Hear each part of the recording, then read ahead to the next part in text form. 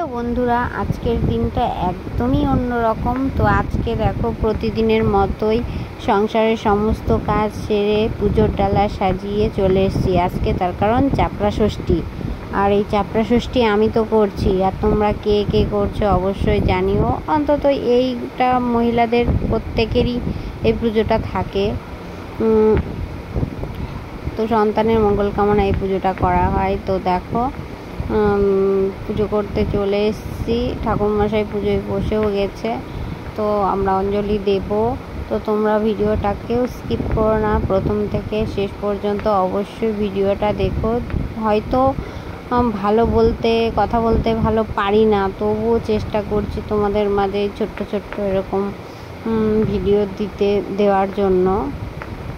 তো যদি কোনো ভুল ত্রুটি হয়ে থাকে তো ক্ষমা করে দিও।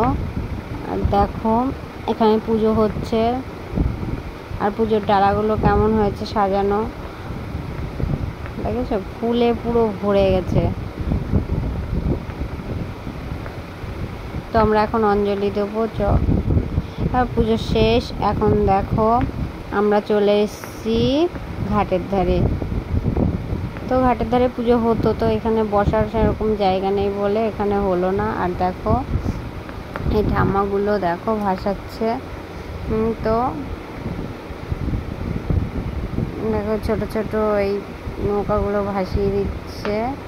তো তোমাদের কেমন লাগলো এই ভিডিওটা জানিও। আর এই জায়গাটা দেখো, নৌকাও আছে একটা।